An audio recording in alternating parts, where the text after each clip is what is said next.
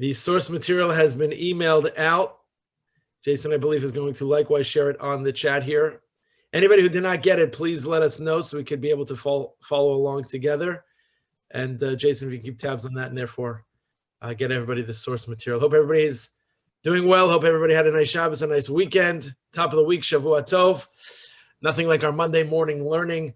I thought it would be appropriate and fitting just a few weeks before Hanukkah for us to get ready for the Yom Tov, for the holiday of Hanukkah, the Festival of Lights, and that we will take a little bit of a break from what we started last Monday, just talking about the dinim of hezek and nezek and damages and the culpability and accountability, and just take a little bit of a pause, a little digression for a few weeks, and to go through the sugya, the topic of my Hanukkah, Mahadran min Mahadran. It's timely, it's appropriate. We're in the month of Kislev.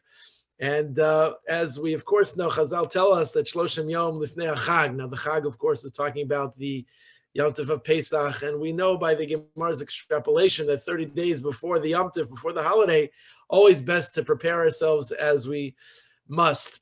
And in so doing, the complexities, the intricacies, the nuances of the halachos with Pesach and Shavuos and Sukkot, and Huadin also, Purim and Chanukah, and all of the Yom Tovim holidays as they fall. So it's appropriate for us. We're in the month of Kislev. Today is the 7th day, Zion, Kislev, just a few weeks before Hanukkah. So I thought it would be appropriate for us to take this digression and to study, to learn these topics, this topic together. Okay, ready to go? Can you hear me okay? All right, good. Wonderful. Thanks, Dr. Seinfeld. Thank you. Okay, so our topic this morning, which is probably even takes a few weeks till Hanukkah, and certainly through Hanukkah most likely, Mahadran min Mahadran. Now, anytime we have, or we're learning a topic and we know that the Pasuk in Chumash is that Keli Vanvehu, to beautify, to sanctify the mitzvos, whether it's a lulav and esrog, whether it's a mezuzah, whether it's the tefillin, the tzitzis, whether it's just lighting the Hanukkah candles. We know that there's Mahadran, and then, of course, we're going to learn there's Mahadran min Mahadran. These are terms which we're familiar. Question is, of course, how many candles do we light? Now, Jews worldwide are going to light Hanukkah candles for 8 straight nights, starting on 25 Kislev. And the common practice, as of course we all know, is to light 1 candle on the first night of Hanukkah, and to add, to be mosif, an additional candle on each of the subsequent nights. Now, in order to appreciate the depth, the amkus of this mitzvah, let's spend some time exploring some of the Talmudic roots, what the Gemara means, and how do we understand some of the commentaries. So in this shir, in this set of shir, we're going to take a comprehensive look at the mitzvah of lighting candles, of the Hanukkah candles, and then Hanukkah. And we're going to examine the key section of the Gemara in Masechah Shabbos that reveals what we're going to call really the 3 layers, the 3 levels of its performance. And when we study the Mefarshim, the commentary on this main passage that I'm sure many of you have studied before, we're going to uncover what I'm going to say is really 2, maybe 3, but let's say 2 major conceptual discussions that began in the 12th century and continue to this present day. We're going to see how much they are relative and relate to us. And aside from analyzing the 3 levels on which the mitzvah of Ner Chanukah is done, we're going to also focus our attention on the variance in various minhagim, various customs between Jews of different origins. And as we're going to see, the difference also derives from various questions of the Gemara's interpretation, which the Ashkenazim and Sephardim authorities dispute in a big machlokes, and as it plays itself out in practical halach and practical application. So let's spend our time this morning. Let's begin with what I'm going to call like level 1, right? The main core level of this mitzvah, and that is ner ishu beso, right? A man and his household. Let's understand what that means. So source number 1, our primary and our first source is the section in the Babylonian Gemara, the Talmud, on folio 21b, Chaf Aleph Amud Beis, Masechah Shabbos, Bama Madlikin, in that section, in that chapter, that outlines really the 3 levels of this mitzvah. So the Gemara famously tells us in source number 1, you see before you, Tana Rabbana, and the rabbi has taught us, mitzvahs Chanukah ner ishu beis. So this is the first section and the first primary source, and the first of the first. What's the first level of the mitzvah of lighting the candles? The mitzvah of Hanukkah lighting entails a lighting that's a candle for a man and his household. And of course, we're going to dissect Ner Ishu Beis. We're going to spend these shiurim going through 2 and 3 as well. But for today, our focus primarily is going to be mitzvahs Ner Chanukah and Ner Ishu Beis. That's just how we refer to it as Ner Ishu Beis. That it's 1 candle, a candle for a man and his bias, for his household. Now, let's just get through the latter pieces of the Gemara just for just knowing through the Gemara properly, literacy competence. V'hamahadrin ner l'chol echad ve'echad. The second level, of course, is those who want to be mahadrin. So we're going to see there's the mitzvah, there's the mahadrin, and then there's mahadrin min mahadrin, the greatest of the great, the best of the best, the most ideal. So the second, of course, is those people who want to be mahadrin. As I would say, they want to enhance the mitzvah. Hamahadrin is they light a candle for each and every person. So, right? So however many people are in your bias. So it's not that everybody's going to have their own menorah, their own Chanukiah, but rather every person is going to be represented by a different candle. That's number two. And of course, we know this now. We pass in la halacha is source number number three, and source number one is v'mahadrin min mahadrin Beis Shammai omrim, which is the best of the best. The Beis Shammai Beis Hillel have a machlokes as to what that means. Beis Shammai omrim, Beis Shammai says Yom Rishon Madlik Shmoina. On the first day we light 8, celebrating the 8 days of Hanukkah. Mikan ve'elech poiches v'holech, and every subsequent day we decrease the number of candles, lighting one less each day. And Beis Hillel says, Yom Rishon Madlik Yom Achas. On the first day we light 1, of course, as we all know, Mikan ve'elech mosif v'holech, and every subsequent day we light an additional candle. Now, part of the reason why that's true is Mailim b'kodesh of ein moridin. The Gemara says that once you've elevated a certain status, you don't lessen the status. So if you're at 8, and then you're at 7, and then 6, and subsequent each night till you're at 1, so you've elevated and then you've diminished. So that's, of course, the plut in the Gemara. That's this statement in the Talmud, but the explanation of why Beis Hillel rules against Beis Shammai is Mailim b'kodesh ve'ein moridin. But just these are the 3 initial primary mitzvah ner Chanukah ner Yishuv Beiso mahadrin min mahadrin kol echad ve'echad. And again, machlokes Beis Shammai Beis Hillel mahadrin min mahadrin is echad and moisif and shmoina and poiches. Okay, that's source number 1. Now Rashi explains the core level of this mitzvah. Now again, let's call it that. There's the core, and then there's the mahadrin, and there's the mahadrin min mahadrin ner Yishuv Beiso is where we're going to focus today and understand the level of deeper appreciation of just even what we know to be seemingly topically well-known and perhaps studied previously. Source number 2, Rashi in his commentary on this Gemara, Ner Yishuv Beiso. So what is the basic unit obligated in Hanukkah candles? Like, what does that mean? So Ner Yishuv Beiso, look at Rashi. Rashi says, Ner Echad B'chol Laila, meaning, as we said, a candle for a man and his bias. 1 candle should be lit every single night.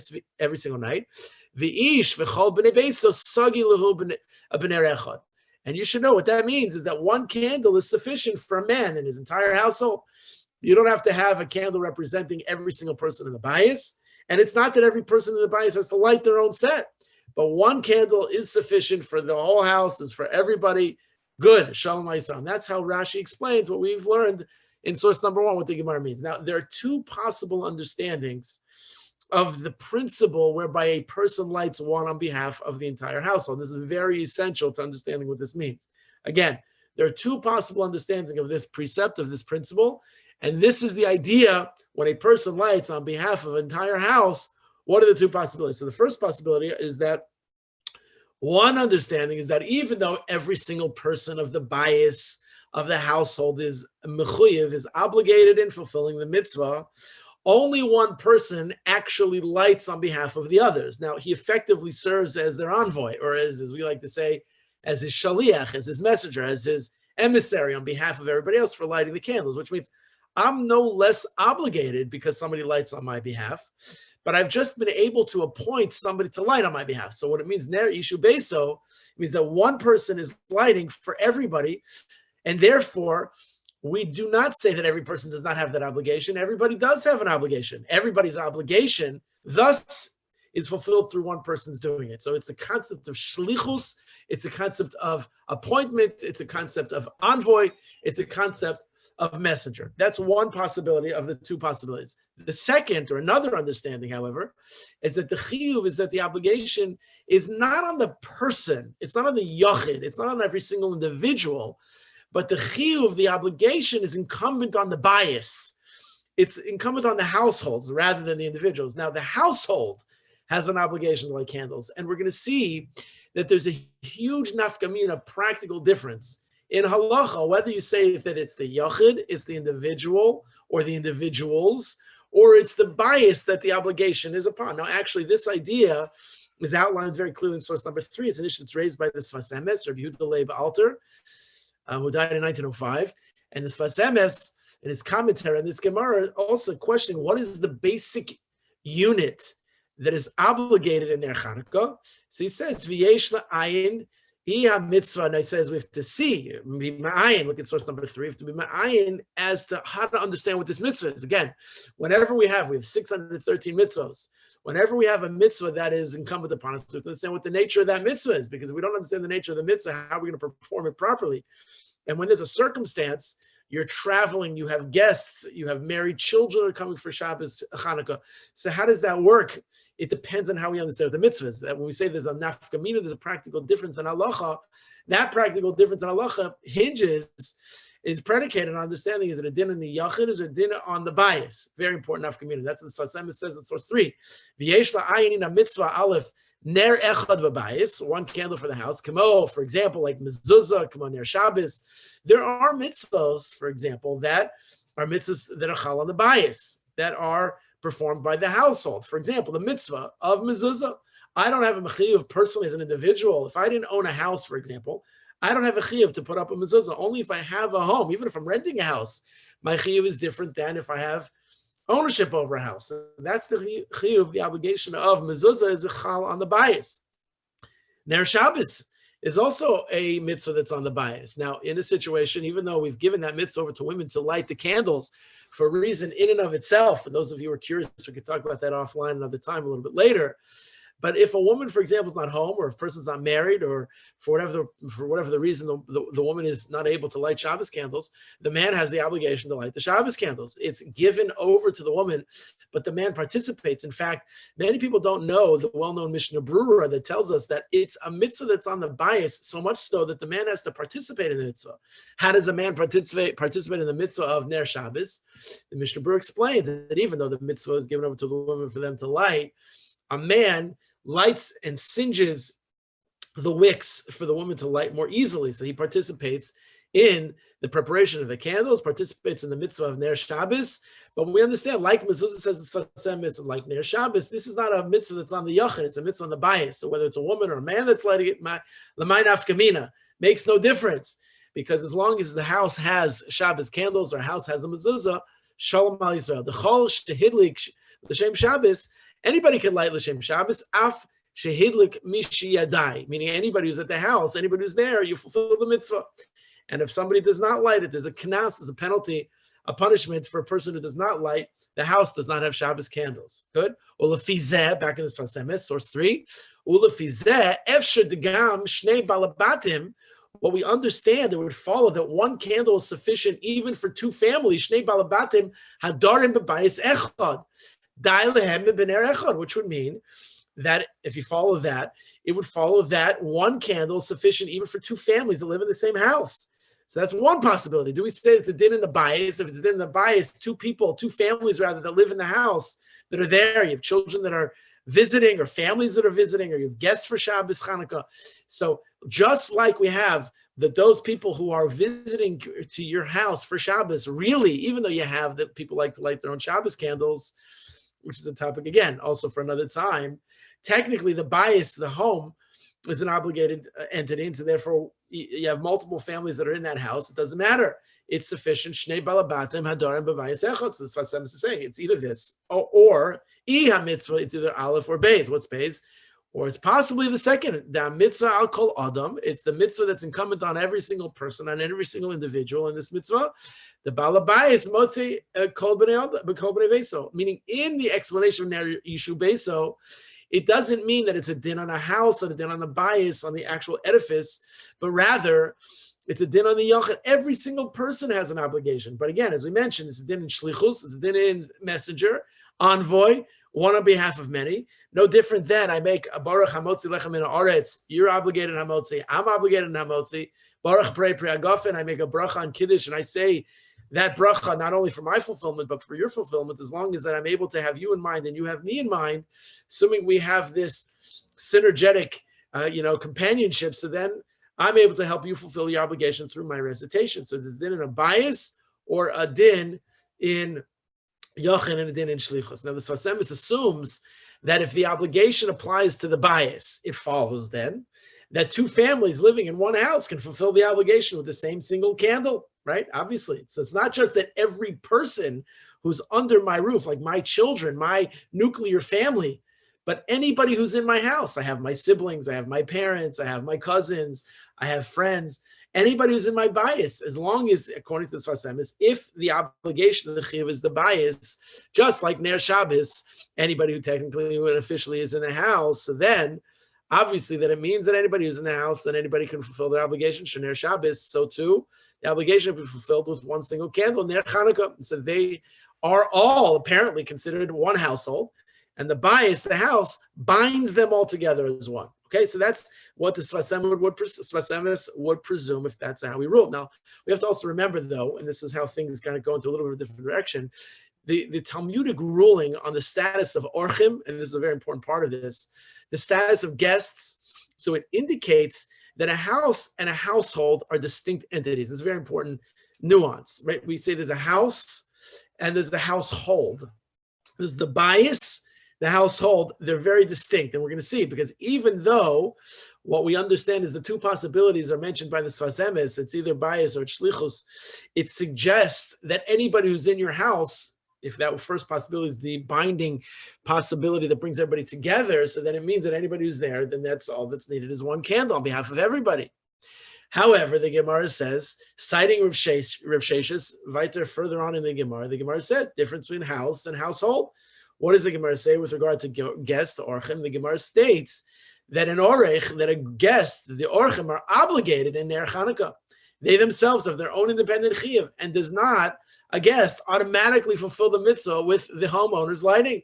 So we're going to see that very important din is essential, because we're going to see, as the Minchas Usher, I'll tell you in a moment, tells us how you can be mishtatef, fulfill your obligation if you're a guest in somebody's house. We'll get to that in a second. But what Rav Sheshes tells us in the Gemara is that a guest is obligated in Ner Chanukah independently and does not automatically fulfill the mitzvah with the homeowner's lighting.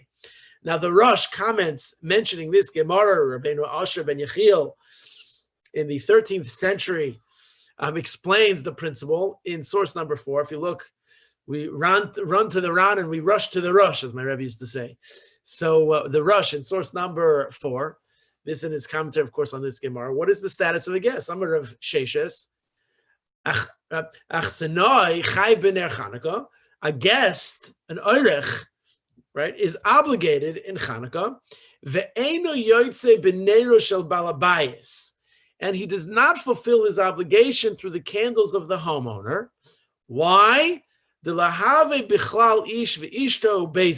understand what that means. Literally what that means, it means that it's because he's not included in the Ner Ish Ubeso, meaning a man and his household. He's not included. The guest, the Rosh explains, this is what I believe the Rosh means, is that the guests are not an integral part of the household. Now we're going to see that there's the household, that the integral significant component and parts for whom, of course, are the real bias, the household, your spouse, your children. And according to this Rosh, understanding the Gemara, that orchim, the guests, are not an integral part. There's going to be different tiers, different status levels. They're not an integral part of the household. And for this reason, they're not automatically included in the homeowner's lighting, even though you would think maybe they should be based on what we're learning. But says the Rosh, they're not based on the Gemara. However, as I said, we would mention now, by contributing towards the oil for the candles, that's how you're mishtatef, right? So somebody's a guest there, so I'll give you a pruta, I'll give you a couple $. So the homeowner, the guest to whose house I'm staying in, so then I'm going to kind of, in that sense, buy some of the oil, right? I'm going to own some of the oil. I'm going to be mishtatef, and I'm going to pay for it. So they become included in the household. That's how you become integral. So integral, you can actually buy in. It's not just like you can marry in to be integral to the bias, but you can actually buy into the integral part of the bias, even according to the Rosh.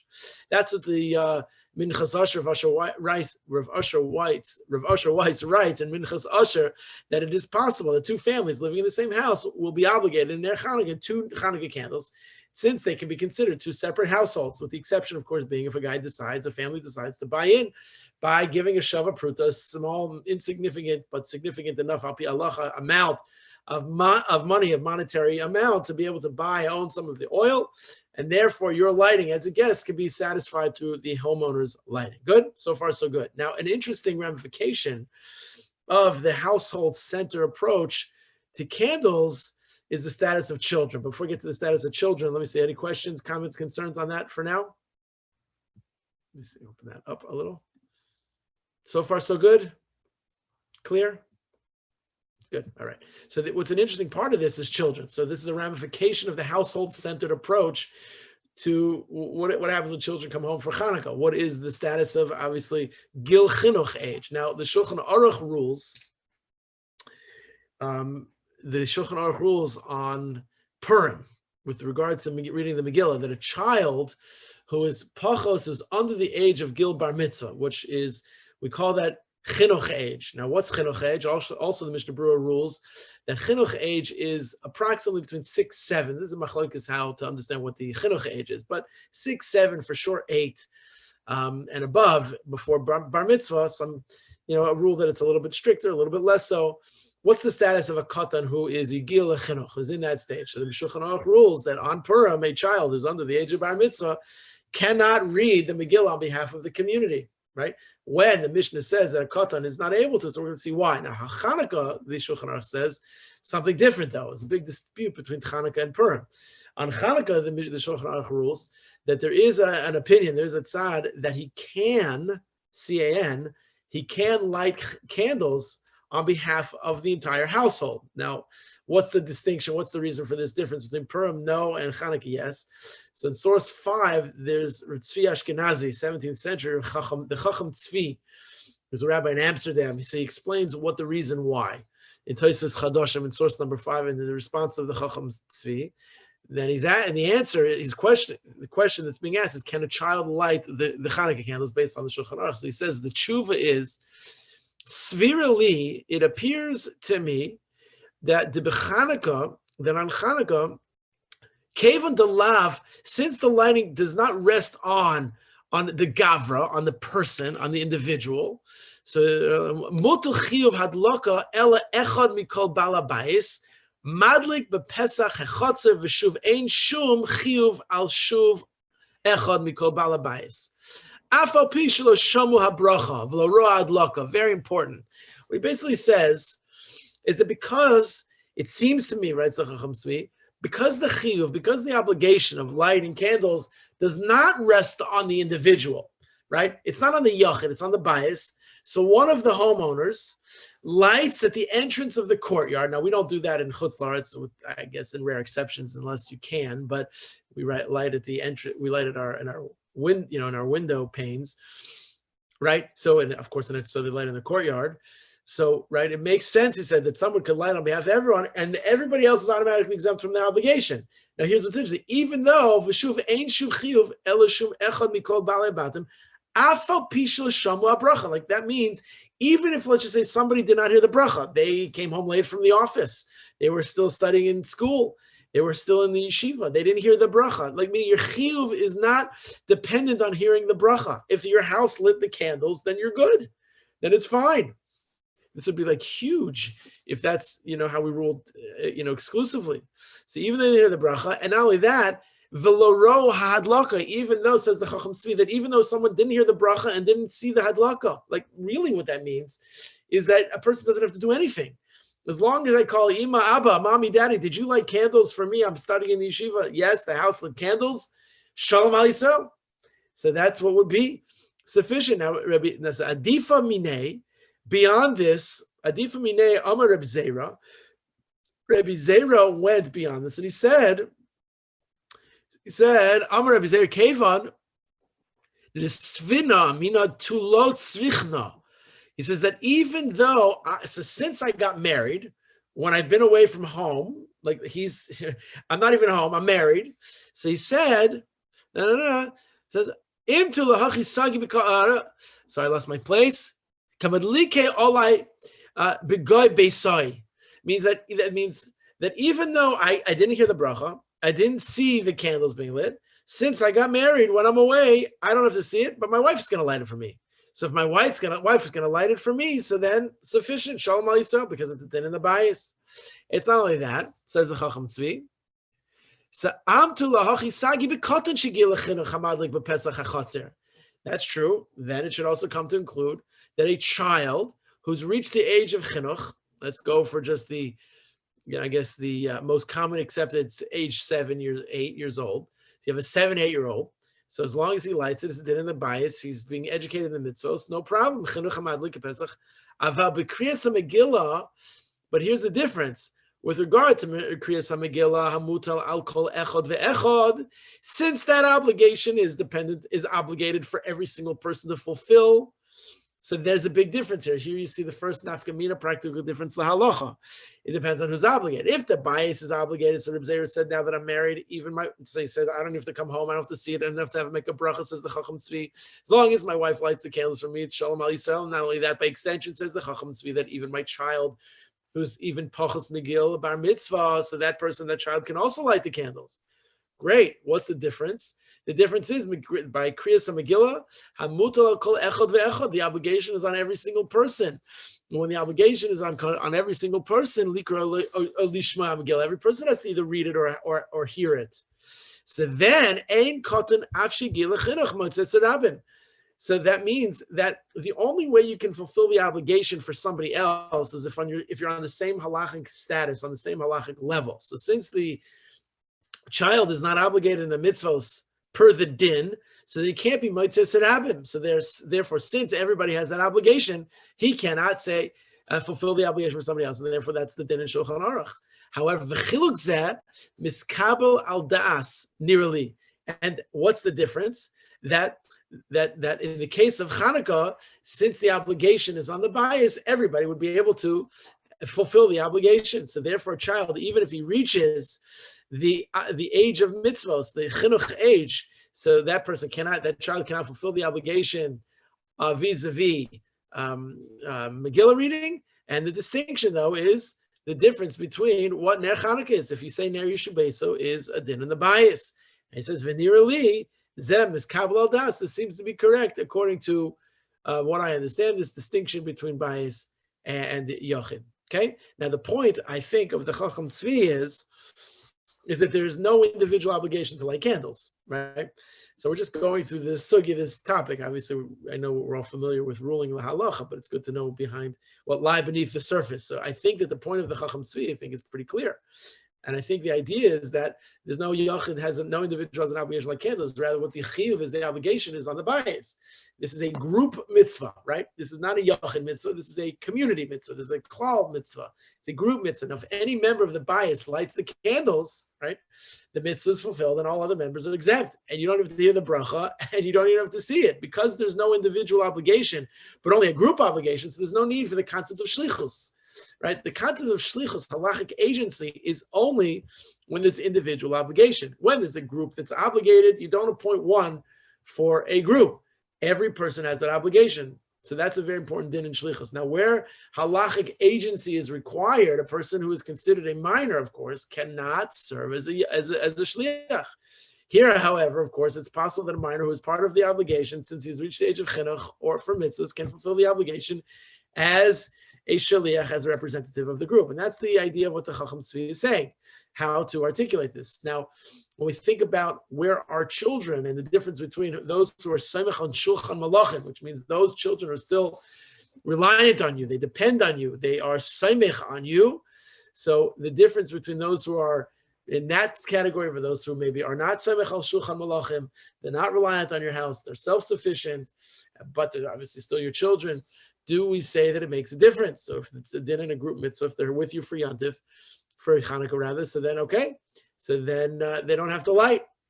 The question though would be is that if you're married children who live somewhere else, because they are part of your bias, are they always considered your bias? We tell our children when they're very young that they'll always be part of our bias, which of course we believe to be true, but they make their own bias. Are they still part of are they still part of our bias, even though they have made their own bias? Dinim like these, of course, they have their own households. The question is, why the household? Why is the household so significant to this mitzvah, right? Why would it be that, this meta group mitzvah is focused on the bias? And we say it's focused on the bias, we have to be particular because we know that the fulfillment of the mitzvah is really on the chotzer of the bias, in the courtyard of the bias. Now, the reason why it's in the courtyard of the bias, as we're all familiar, is because of the din of Pirsume Nisa, to publicize the miracle. And that's what the Pnei Yeshua says on his commentary on the Gemara in source number 6. Why does this mitzvah, unlike all other mitzvahs, apply to the bias, to the household? Obviously, in their Shabbos and mezuzah and not yichidim. So the Pnei Yeshua, Rabbi Yaakov Yehoshua Falk, who died in the 18th century, 1756, he understands that the house was chosen as a means of publicizing the miracle. There's a few different reasons. The first reason is, as I just said, so look at source number 6. Ella deshani hacha, this mitzvah is different from all of the mitzvahs, just I'm taking an excerpt from his whole essay. She'ein hacha ikar ha-mitzvah ella b'samach l'reshus harabim, shehu mishum prisumei nisa, right? This mitzvah is adjacent to the public thoroughfare, the chatzer, because that's the only way he can be mefarsim the nace, that he can be able to publicize the miracle. And of course, there's so many practical differences and distinctions of how this even can be fulfilled, which means if the ikr part of the mitzvah is to be mefarsim the nace, to publicize the miracle, what happens if you live on a very tall apartment building and you're on the 20th floor and nobody else is going to be able to, see, your candles? Have you fulfilled the mitzvah as you should? Who is it that has to see it? We know that a regel min hashuk, the people who are traveling in the marketplace, those are walking by your house, they ever see it. So the chotzer, of course, is primary and essential to the publicizing of the miracle. Mishum kach, and because of this, says the Pnei Yeshua, Mishum kach, hitilu chayvas mitzvah zo, ki'ilu hi chayvas abayis. Since that's true, meaning he says that because the mitzvah is to farsim the nace, to publicize the miracle, it says it's as though. It's like it applies the obligation as if it applies to the bias itself. That doesn't give such a good hezbollah as to why that's true. He's saying ki'ilu hi chayvus habayis. Now, you would think in the practical difference between whether it's chayvus hayachad or chayvus habayis, an individual mitzvah or a group mitzvah, you would think that ki'ilu doesn't sound like a strong enough word. I mean, because the nafkamina is huge. One person, a child, Gila Chinuch, Rav Zera's wife, anybody to light it on behalf of somebody else. Nobody else has to be home. Nobody has to even hear the bracha or even see the hadlaka. I mean, like, ki'ilu seems like it's a big extension. Va'adayin tzarchian, which is how he ends that tshuva. He says we need more investigation.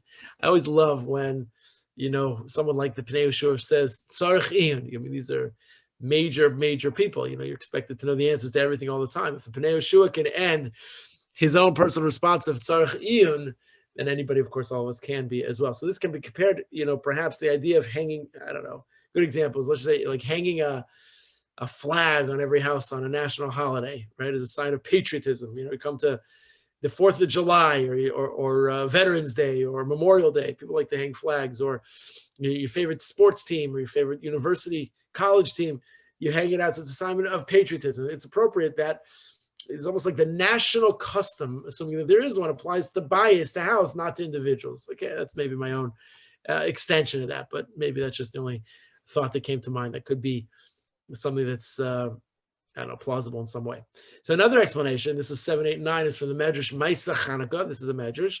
So another explanation is that, and why why the candle lighting applies to the bias of the household, relates to the Yavanim, to the Greeks' assault against the Jewish people, which included decrees against Jewish observance and the very means of Jewish continuity, family life, meaning the bias. The house was the target.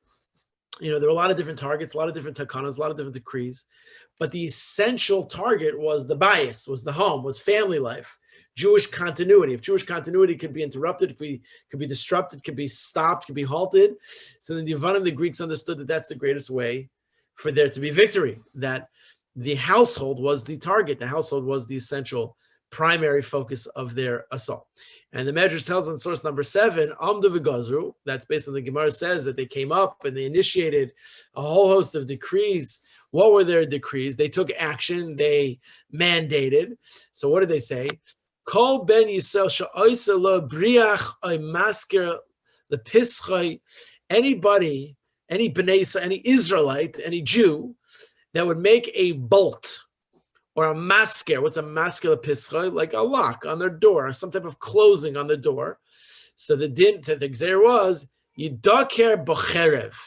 They were threatened that they're going to be stabbed by the cherub, by the sword. They were going to be killed. So the Medrash says, "V'kol kach lama," right? Why so intense? Like, what? I mean, this is such a bizarre gzeira that they took action of. V'kol kach lama. Why? So he says, "Kidei shelo yiyeh liYisrael kavod v'lo reshus." Why? Because they understood they didn't want Bnei Yisrael to have kavod. They didn't want them to have dignity or tznius, any bit of privacy. Because if there's an interruption of the privacy of a bias, then everything's interrupted, right? Shekol bias, she'ein lo deles, ein lo kavod v'lo tznius.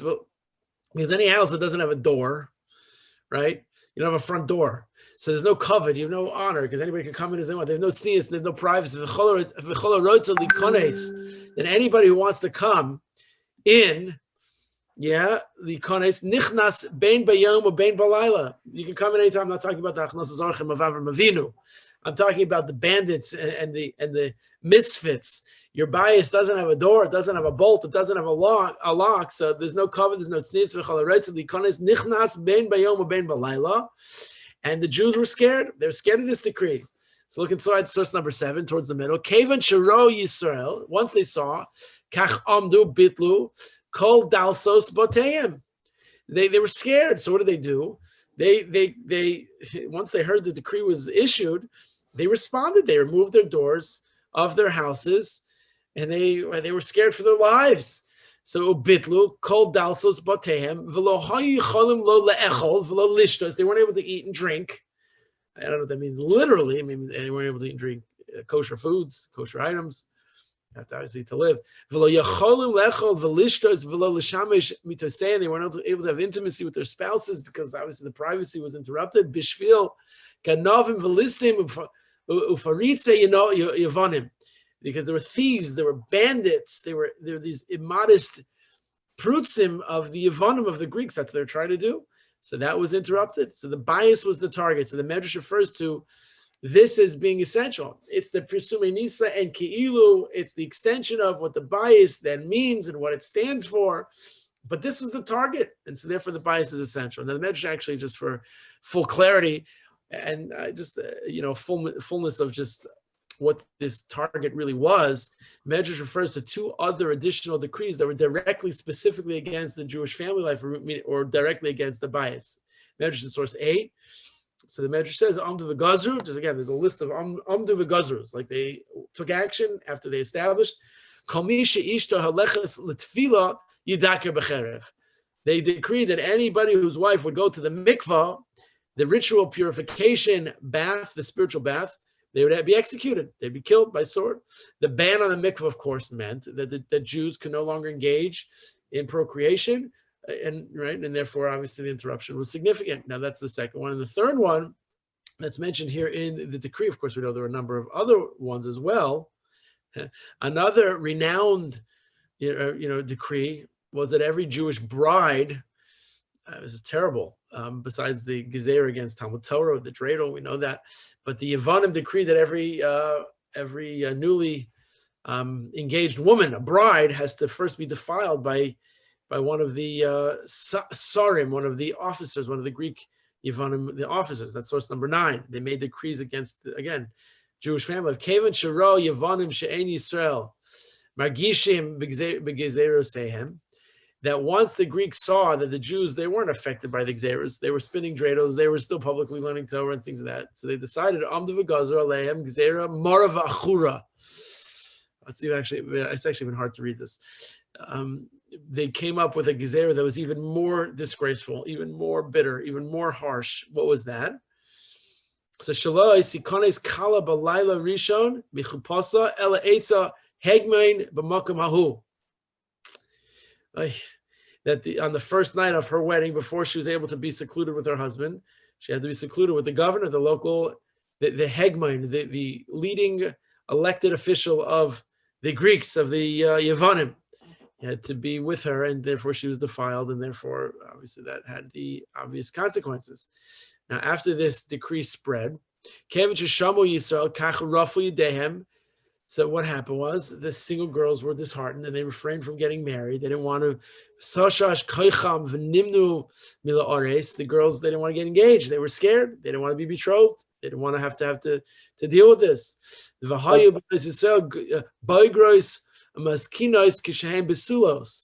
And the daughters, the Jewish girls would, and they would become old while still besulos. So what we understand, I'll just close this section here and take questions in a minute. But the victory over the Yavanim meant not only a restoration and a rededication of the Beis HaMikdash, of the temple, obviously, and the political independence that came with that, but it also meant a restoration of the essential role of the Jewish family life, of the bias, of the home. And so therefore focusing on the household when we light the menorah. So of course it underscores the critical function of the Jewish family and the Jewish continuity. And this is, even though we have here these measures very powerful, even though we have the explanation of the Pnei Yoshua, he says that this is related to the Presumei Nisa, Ki'ilu Hi Chayvus HaBayis. He did say Tzarchian, and the Tzarchian maybe is further helped by or explained further by the Medrash 7, 8, 9, just really the same Medrash, just broke it up, obviously for you, to be able to see that these gezeras, notwithstanding the ones against Limud Torah and circumcision, things of that sort, but and Shemir Shabbos, but this is also talking about specifically your bias, your home, that called bias, that every house that has a briach, masker, the pischa, yidakir b'cherev. So that was obviously a breach of family purity. So what we have here today is just going through just a quick review, and then we'll take questions here. Neri Shabeso, the three opinions that are in source number 1, focus today on Chanukah Neri Shabeso, that this is what it entails. Rashi's explanation is 1 candle for every member of the household. Machlokes, how to understand this. Is it shlichus? Is it individual, or is it a din in the bias? The Sfas Emes points that out in source 3 very, very clearly. What's the case of guests? The Rosh Hashanah makes a distinction, as the Gibber says. The Rosh comments on this in source number 4. So that the guest is not an integral part, as a parenthetical but no less important side. The Rav Asher Weiss and Minchas Asher, that if you buy into that integral part, even though essentially you're not an integral part, then you could be able to have the candle lighting count for you as well. We made the distinction on the household-centered approach based on the difference that is mentioned in Shulchan Aruch between the Katan, the Megillah Chinuch, and Mikra Megillah, reading the Megillah scroll, and the Chanukah lighting, where we said that the difference is the Shuvas of the Chacham Tzvi in source 5, where the obligation is on individuals. So then the Katan is not allowed to be Motzi the Tzibor, of which he himself is not obligated, whereas in the case of it being a bias obligation, so we said that it's okay for the child to do it. Case of Rav Zera, who was away, his wife would be able to do it for him, even if a person didn't hear the bracha, says the Chacham Tzvi, person didn't see the adlaka, still would be able to fulfill their obligation. And the difference between shlichus and bias. Why the household? And that was source 6, Pnei Yoshua.